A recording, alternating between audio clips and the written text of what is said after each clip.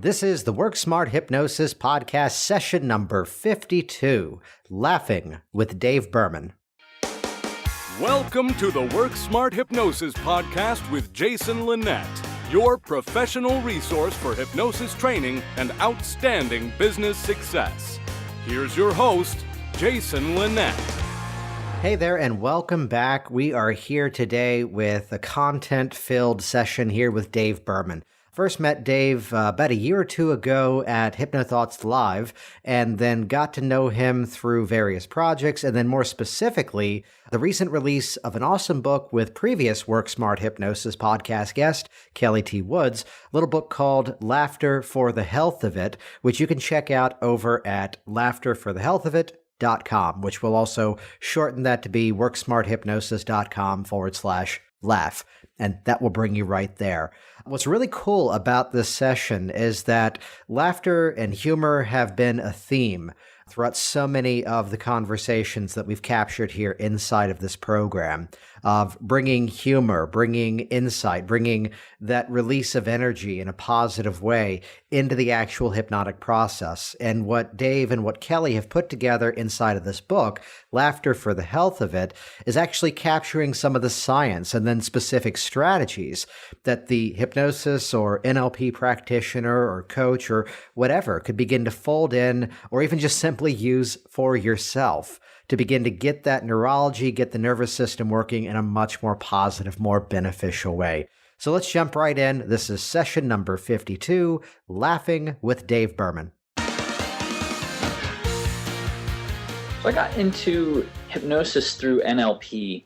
I had had repeated encounters with NLP over the years and always felt like it resonated and was congruent for me with my academic background, a communication degree from Cornell University, and a lot of strategies that I developed myself as a community organizer and what I called being an advocacy journalist. I created a lot of media that was intended to support community organizing efforts, and the only way to judge the success of the advocacy journalism was whether or not it actually achieved the community organizing goals or not.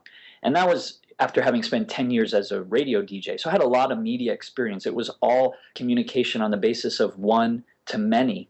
And then I had this experience. I had helped a friend, and the friend's wife wanted to thank me, gifted me a hypnosis session. And in hypnosis, I realized that I was not where I wanted to. I already knew, I guess, that wasn't where I wanted to be with the community organizing and kind of freelance advocacy journalism work I was doing. And so what came to me in this hypnosis session was that I really wanted to shift gears and communicate more on a basis of one-to-one instead of one-to-many, and that I could really focus on the ability to influence people by letting them come to me and tell me they wanted to be influenced by me, rather than broadcasting mass messages hoping to be able to influence people. And that didn't immediately translate to deciding to study NLP, but very shortly after, I had my next of these, kind of synchronistic encounters with NLP, and then it tied back to the hypnosis session, and it just made sense for me. And I'd had some hypnosis prior to that too over the years, but I didn't know the connection between hypnosis and NLP until I started studying it. And then, of course, studying NLP led me to hypnosis, and that was over 5 years ago. There's something that I keep running into with people that are making that transition, and whether they're brand new to the hypnosis, they're brand new to the NLP side of things, but it would be that moment where as they're learning this information, it becomes that almost epiphany of, oh, I've already been doing this stuff. Mm-hmm. I've already been making use of that. And I'm specifically wondering about that relating back to the communications and the work you were doing before. Were you finding that was part of the case? I didn't recognize it as such, but what kept happening when I would have these encounters with NLP, I would say, yeah, there's something intuitive for me about this, or some of the strategies and theories that I've cultivated and promoted on my own really seem to match up pretty well here. And so I was looking into NLP more to understand how to expand what I was already doing. But when I did that, it made me realize I wanted to use NLP in its more common applications, for helping people, with the kinds of issues they come to us in a clinical setting. Yeah. So how did you make that transition? Well, first I got trained by Kevin Cole Oh, and, cool. started a part-time practice, went back and got more training, and did the whole year program the first year that Scott Sandlin and Richard Clark had the Hypnosis Practitioner Training Institute. And my practice just kept growing. This was when I was in Northern California, now in Atlanta, Georgia. And, laughter, which I know we're going to talk about a little bit here today too, that was something that I was immersing myself in as well, pretty much at a parallel timetable to all this. My very first encounter with laughter yoga was a one-off experience in the spring of 2009. But around the same time that I did my first NLP training, I found that there was a free laughter class being offered in my town, and I started going regularly. And so my trajectory with both of them was sort of simultaneous. And after a while, I was really aware of the benefits of cultivating an unconditional laughter practice, what that was doing for me. And I started to see how it would have benefits for my clients too. And so I was suggesting to some of them that they go to laughter class, and I was incorporating concepts and techniques from, laughter exercises that I learned in laughter class with my hypnosis and NLP work with clients. And then eventually I started sharing this with hypnotists, and that led to speaking publicly about it. And after the first time I spoke publicly about it, it was really well received. And the video of it made it to Kelly Woods, and she contacted me and said, "You're really onto something here, and I think you can be a thought leader in our field of bringing these two things together. I want to work with you to develop that further in the form of a book." And so that's what we have now, Laughter for the Health of It. Nice, nice. Now, the audience here mostly are familiar with hypnosis. I'd say a bigger majority with hypnosis, smaller minority with NLP. For those that the laughter is brand new to, I mean, you can just say laughter and I go, oh yeah, I do that all the time. But specifically, what are the practices inside of these laughter therapies?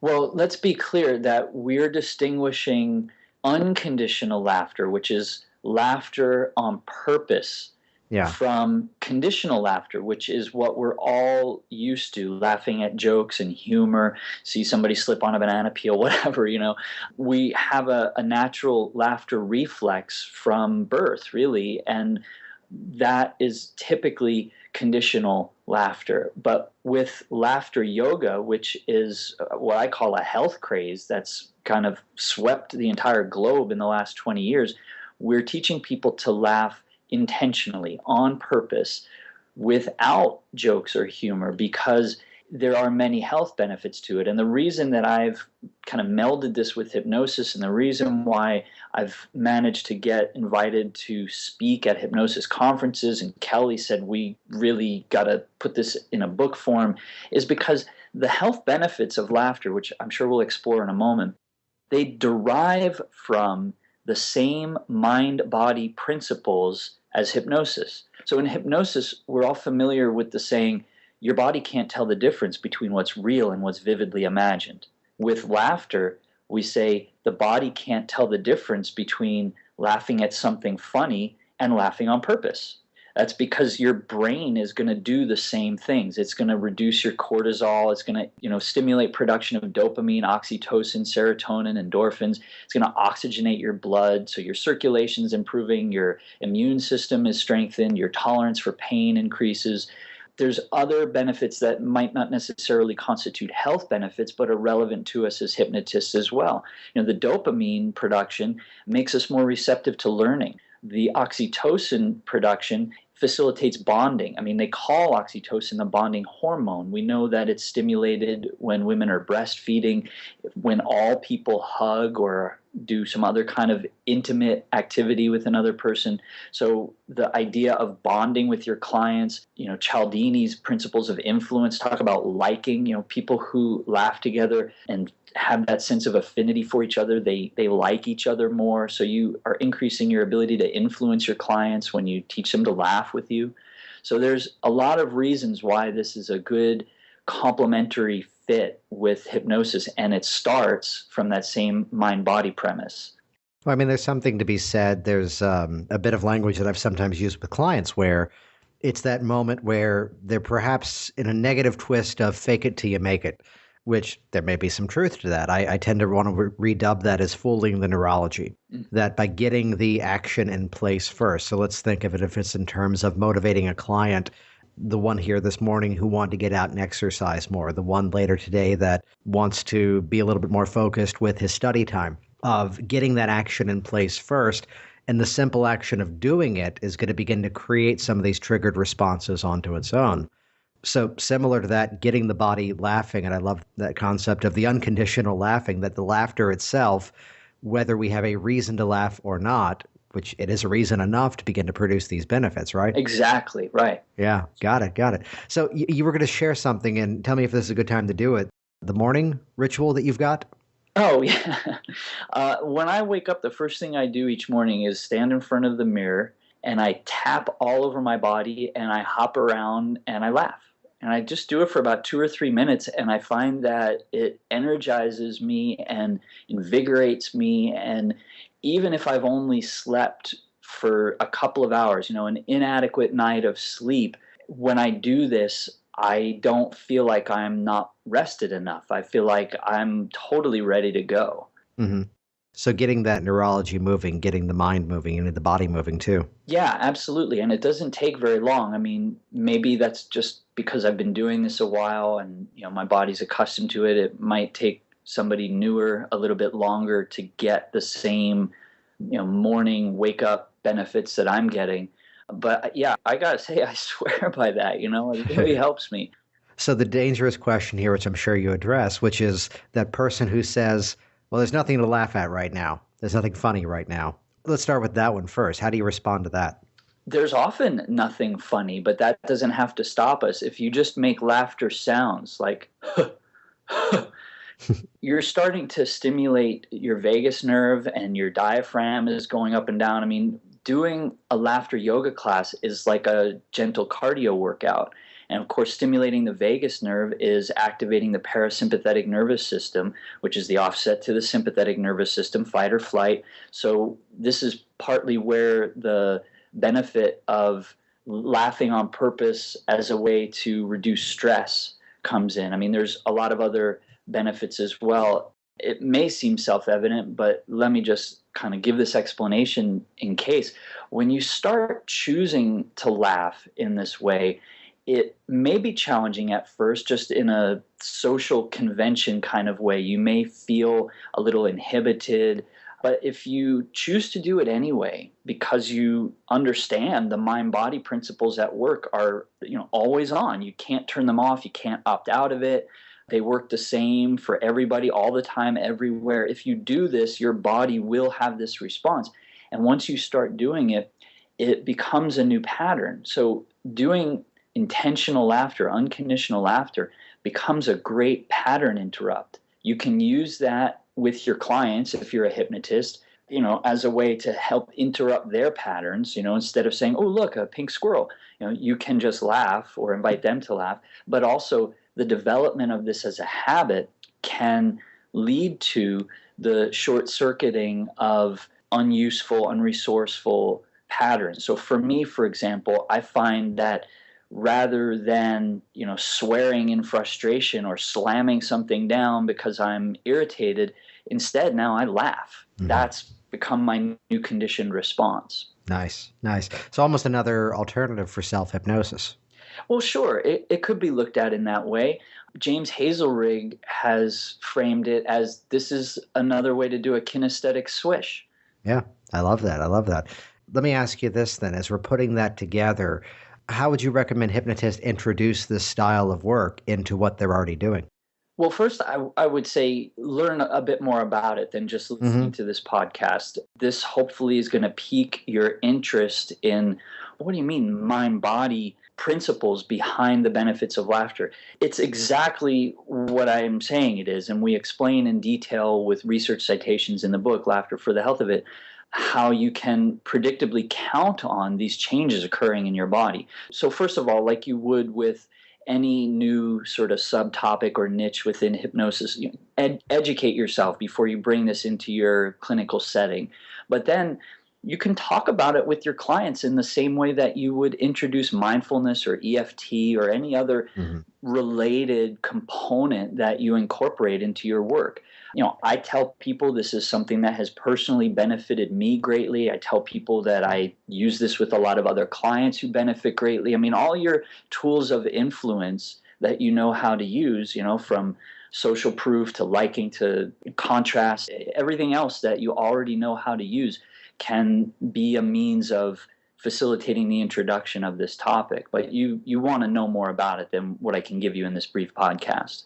Yeah, absolutely. And I'll point over to that website where you can learn more about the book. It's laughterforthehealthofit.com, or we can shorten that here to worksmarthypnosis.com/laugh. Both of those will go to the same place. Thank you. I appreciate that. Oh, absolutely. Absolutely. I want to bounce back for a moment because I took a note on this just to explore it further. Pain relief, using this modality as an addition, as an adjunct to working with pain. Share some of the thinking behind that. Well, endorphins are naturally produced when we laugh, and endorphins are the body's natural painkiller. So we can laugh at pain just the same way we can objectify pain or simply observe it in a mindful way and know that the act of just noticing will change what it is that you're observing.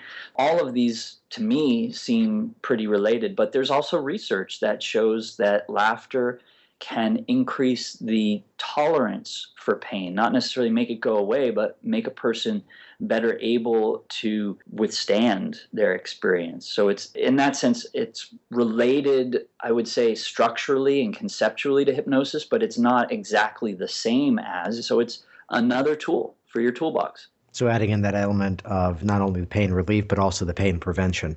Sure.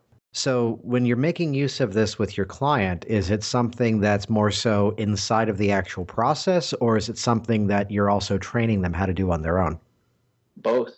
I mean, I work very conversationally, so I don't often distinguish, I don't necessarily think I have to do an induction and deepen somebody and get them into just the right state in order for them to be able to learn something. So I talk about this very openly, in a conscious state, and get them practicing it. And, it may be useful if they have a hard time overcoming the sense of inhibition or that it's too silly.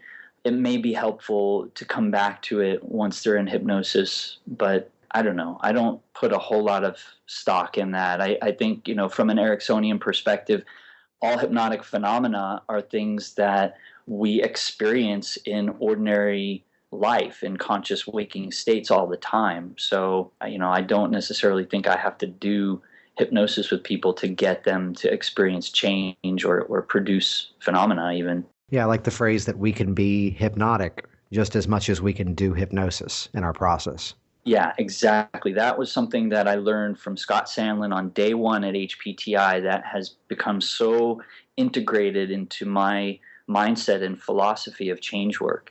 Good, good. So I tell you what's the next step in this? The book is out there, and it's a great book. It's a short read, too, which is awesome about it. A lot of information packed in there. You've even got an interview in there with the actual founder of Laughter Yoga, right? Yes, Dr. Madan Kataria is a cardiologist. He's not practicing cardiology anymore, but he is from India, and he was a practicing cardiologist. And in the mid-90s, March 1995, he started this global movement called Laughter Yoga, and we contacted him about our concept for this book, and he loved it. And so he wrote the foreword to the book, and he granted an interview that's transcribed in the final chapter.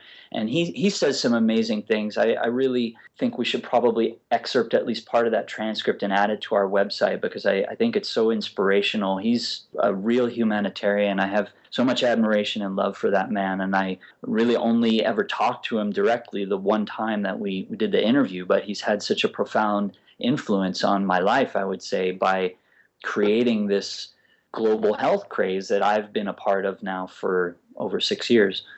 I mentioned that to look back in some of the past recordings here on this podcast, and I believe even so with the recording that I did with Kelly T. Woods, your co-author in this project, a common through line from nearly everybody is that I often would ask, what's kind of the goal? What's the intention of the session? What's the experience you want someone having left with, and a common through line has been humor, has been laughter from so many people that, we know in this profession. And I think it's really fascinating to actually go into that laughter, to go into that humor and use it intentionally and instead of just by accident at times.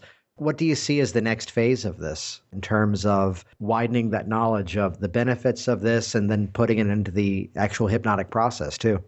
Well, I think we're doing a pretty good job so far of getting people to, interview us and get articles out and so forth, to raise awareness of the book. It's possible we may strike a deal with a publisher. That's something that would get the book into bookstores. I don't want to really say anything more about that until it's for certain, but it's seeming like a possibility. We've talked about doing a video series. I just started messing around with an app on my phone called Periscope that apparently my phone is really too old for. So I either got to get a new phone or figure out another way to do this. But I want to have a series of short videos that allow me to do demonstrations of laughter interspersed with the lessons about how these are applicable to various issues that hypnotists see. In the book, we give some specific examples related to stress, anxiety, panic attacks, pain, sleep. There's some research referenced about diabetes. So all sorts of things, working with kids, working with older adults. The book is filled with actual laughter exercises that readers of the book can do on their own and get comfortable with before then introducing them to clients. Because obviously the book also has instructions for hypnotists and therapists in general, for that matter, to get their head around how to bring this into the clinical setting. Yeah, just adding another set of tools to already wide toolbox. So that book, again, Laughter for the Health of It, you can find it at laughterforthehealthofit.com. And we'll also make a little link there for worksmarthypnosis.com/laugh. Dave, it's been awesome having you on here. There's one more thing I wanted to tell you, and thank you for having me. Oh, absolutely. The thing I wanted to tell you was... Hey, enough laughter. Hey.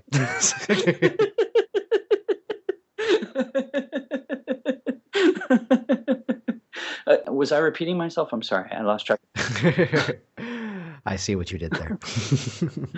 It actually can become very easy and natural and comfortable to laugh on purpose. And I know that for some people to observe it, it seems really weird. And I kind of like that. If it makes me seem enigmatic or strange or whatever, I fully embrace that, because I think the more people who see this and recognize that you can just turn it on and off in the midst of talking about serious stuff like this, the more it becomes normalized.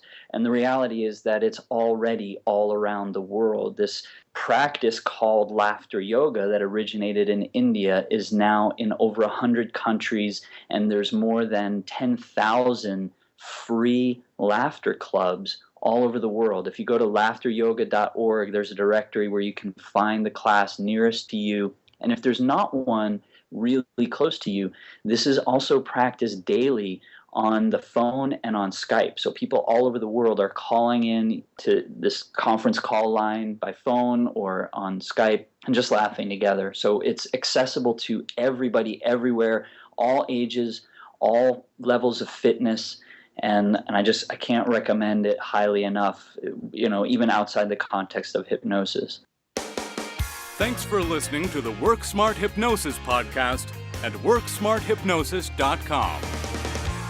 Hey, thanks again for joining us here today on this program. This is Jason Linett, and I'd ask you a simple question. Have you ever heard a client say, "I felt relaxed, but I don't know if I was hypnotized"? Well, unfortunately, that often would mean that one of the most critical elements of your hypnotic process might have gone missing. And the whole category of doing testing and convincers inside of the hypnotic process is admittedly that one that many people have dismissed. I've heard some people say it's a little bit too connected with stage hypnosis, perhaps. And I've come up with some really cool solutions to actually connect the change process to the possible hypnotic phenomenon that you can produce. I've heard even some people say, well, if it doesn't work, then what do you do? And to answer that, I've put together some really simple to master strategies that actually make these tactics highly effective and a whole lot easier than the way that most people have learned them. I've put this all together in a small program I call Hypnotize with Conviction. To learn more, head over to hypnotizewithconviction.com. Get better results with your clients, produce raving fans of your hypnotic skills and experiences, and indirectly turn your clients into your best advertising as well. Hypnotizewithconviction.com. Hey, it's Jason here, and reading is lame and videos are awesome. So do this right now. Go ahead and click subscribe right here inside of this video, and that will link you to my YouTube channel, and you will be the first to find out as new information is shared here online. Click subscribe now. Stay in touch. I look forward to hearing of your success very soon.